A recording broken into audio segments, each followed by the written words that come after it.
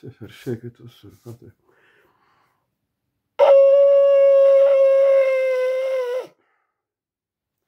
Slavu Dievam, aleluja. Šodien Dieva vārds manā priekšā atkal, un es gribu jums pastāstīt, ko Dievs saka, kas būs vēl nākošos laikos. Tas ir rakstīts Ebrejiem vēstulē 12. nodaļā latviešu valodā. Pielūkojiet, ka jūs nenoraidāt to, kas runā, jo, ja tie nav izbēguši, kuri atmeta to, kas zemes virsū Dieva mācību mācījis, jo mazāk mēs, ja novēršamies no tā, kas ir no debesīm. Tā pateicis, ka diezgan grūti uzreiz saprast.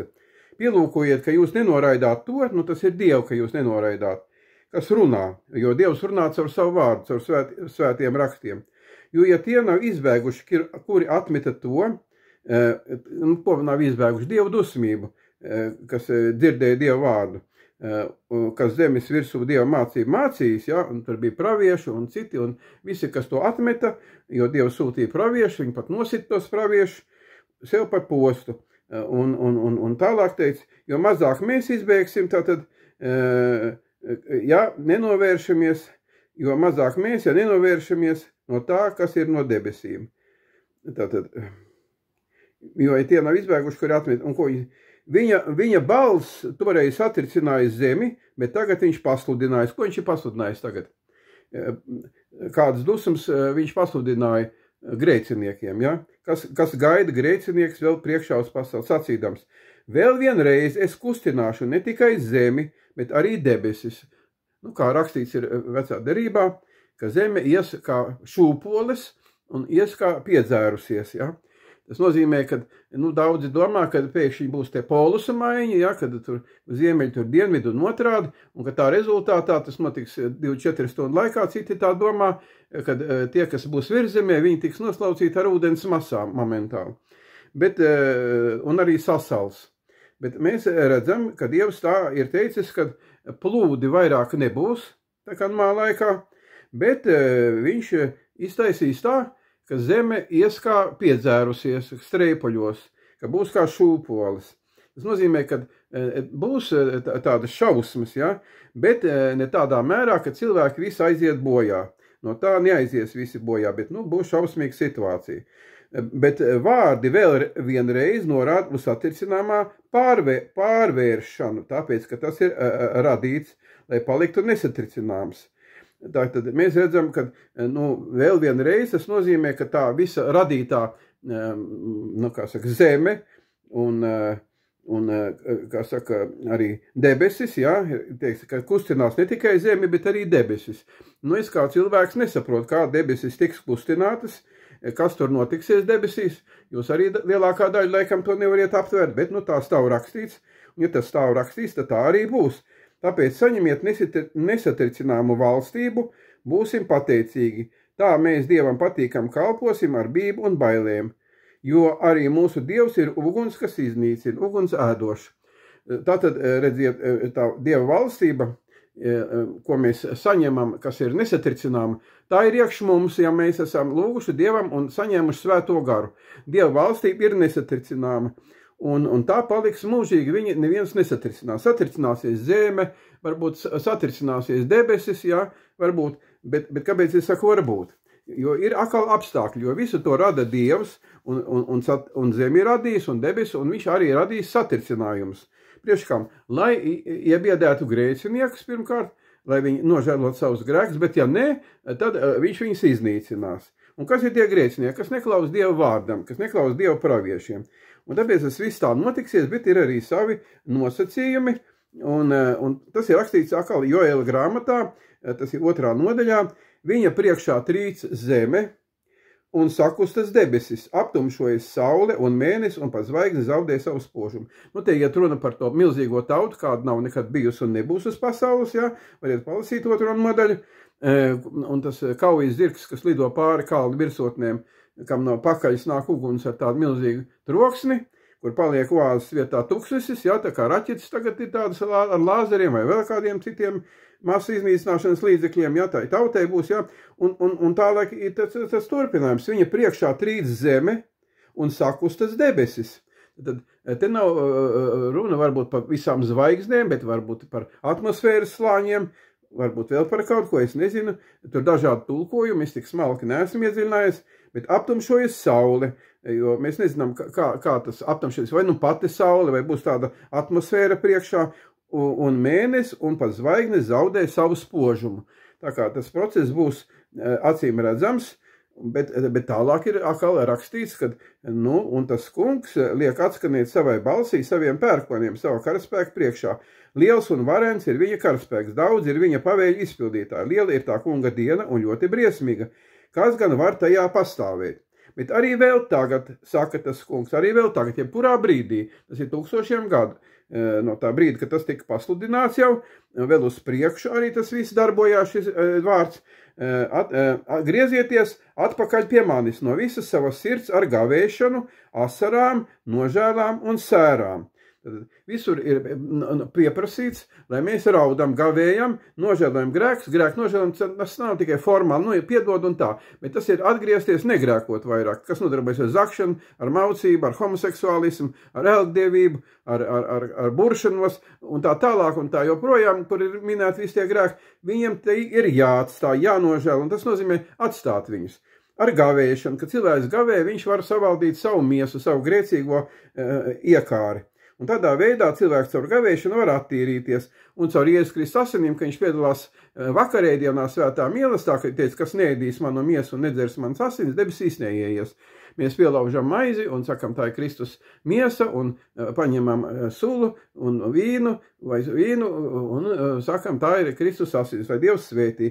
Un tādā veidā, ka mēs nožēlējam savus grēkus, liekamies kristīties, kā Pēteris saka, apostols Pēteri vēstulē, tas ir rakstīts, kad kristīšanās ir Dievam dota solījums, svēti dzīvot. Tā kā bērns neko nevar solīties, tas ir loģiski, to tikai var dot pieaudzis cilvēks, un viņš solās ūdenī ieiedams, tas tāpat kā Jordānieku, Kristus kristījās un Izraēla tauta, ka viņš uz priekšu solās negrēkot. Un Pēteris arī saka otrā nodaļā apustuļu darbos, ja? Viņš saka, nožēlojiet grēkus, pirmkārt, tas attiet no saviem grēkiem, ja? Ko jau es te minēju un vēl citiem, ja?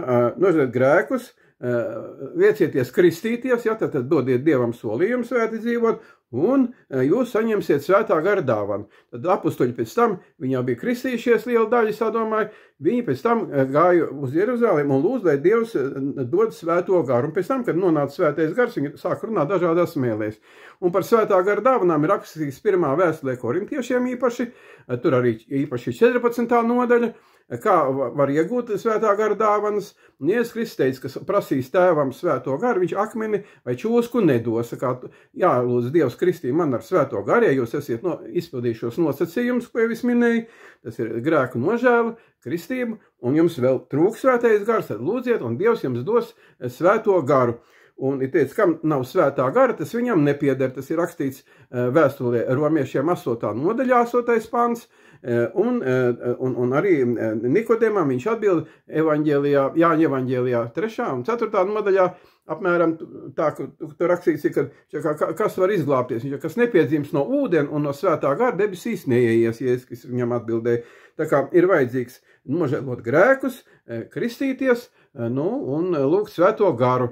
Un pēc tam svētam garam ir dāvanas, kā Pēteris saka Efeziešiem vēstulē, jūs esiet saņēmuši svēto garu savā pestīšanas brīdī, kā zīmogu. Tad, kad jūs sāksiet runāt svešās mēlēs, kā tur rakstīts apustuļu darbos 2. nodaļā, tad jūs zināsiet, ka jums ir svētais gars. Un ir teicis, garu neapslāpējiet. Jūda apustulis saka, Jūdas vēstulē 1. nodaļā ir rakstīts, ka lūdziet Dievu vissvētākā ticībā, svētā garā. Tas nozīmē, ir teiksim, miesīgi cilvēki, kam nav gara, kam nav svētā gara. Un viņi atdala sev no kopējās ticības. Tie ir tā kā sektanti, sekta. Visas tās lielās ticības, kas saucās konfesijas, viņas ir kā sektanti, kā sektas. Jo, ja viņiem nav svētā gara un nav šī mācība, jo Pēteris 2.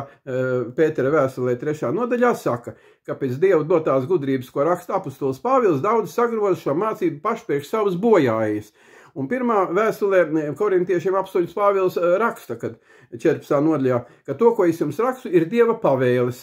Un kā mēs zinām, Dieva pavēle nedrīkst pārkāpt. Un tāpēc ir zinām nosacījumi, kā mēs varam izglābties. Jo teica, kas netiks atrasts dzīvības grāmatā, tas tiks iemests uguns jūrā. Tā kā tur nekāda joka nav. Ja mēs tur varam iet gadiem skolā un mācīties tur matemātiku, fiziku, geogrāfiju un visas citas zinātnes, svešvalodas, bet mēs neiemācāmies šīs elementārās lietas, ko es jums tagad minēju, tad jūs esiet uz smiltīm būvējuši savu ticību, jo ir teicis, ka ticība pārbaudās ar darbiem, jo ir teicis, ka vēlni arī tic. Un apsolis Pāvils teica, es atnākšu pārbaudīšu nevis jūsu ticību, bet spēku. Un kā tas ir, teicis, ticīgiem ir līdzējušas zīmes, viņi uzliks rokas neveseliem un tie tiks veseli, un ir teicis, viņi vēlnus izdzīs. Tā kā ir jāpārbauda šie spēki, un ir jābūt kā svēto draudzēs. Tur rakstīs 1. vēstulē korintiešiem, 14. nodaļā, kā ir visās tas absolūti visās svēto draudzēs. Nu, bet ja tā draudze nav svēta, ja viņi dzīvo grēkos, tad saprotiet, ka grēcinieki debesu valstībā neieies. Tāpēc svēto draudzēs, kā teica, sanāk kopā, katram ir Dieva izpausme, tur pravieto, tur mēlis tulko, tur parādības redz un tā tālāk. Tā kā, dārgie mani, kā saka, saprot latviešu valodu, esiet uzcītīgi Dieva bērni un saprātīgi un meklējiet to kungu, kamēr jūs esiet dzīvi, jo apostols Pēters saka 2. vēstulē 3. nodaļā, uzskatiet savu dzīvi par iespēju izglābties. Un vēl tādi nosacījumi ir psalmos, Dāvida psalmos, 134. psalms, ja, tur teiks tā, svētceļnieka dziesma, redz, teiciet, tad nu to kungu, visi viņa kalpi, jūs, kas stāvat naktī tā kunga namā, paceliet savas rokas uz svēto vietu un teiciet to kungu, tas kungs, kas radīs debesu un zemi, lai tevi sveitī no Ciānas. Citos lūkumos, un viņš tevi tad sveitīs no Ciānas, naktī, jā, naktī, kāpēc naktī? Rakstīts ir par vecu, to sievieti, pravieti Annu, kas sagaidīja Jēzus Kristus mazuli templī, Bībelē rakstīts ir, ka viņai bija 84 gadi, un viņa kalpoja Dievam, lūgdama un gavēdama dienu un nakti. Tāpat par atraiknēm, kas ir bez vīriem, īstas atraiknes ticīgas, viņas lūdz dienu un nakti Dievu. Bet kas to nedara, ir teicis, ka viņas dzīvo grēkos, un viņas ir dzīvi nomiruši. Tāpēc ir tāds apsolījums, ka arī Jēzus Kristus, rakstīs 5. nodaļā, var izlasīt ebrejiem, ar lielu brēkšanu, raudāšanu kalpoja tam kungam savā dzīves laikā. Tā kā viņš pa dienu gāja un sludināja, bet pa nakti viņš kalpoja Dievam ar lielu brēkšanu un raudāšanu. Tāpat tās arī Jēkaba vēstulē mēs varam rakstīt 4. nodaļā, ja nemaldos, tur ir rakstīts, ka brēsiet un raudiet un sagrausu sirdi Dievu priekšā, ja?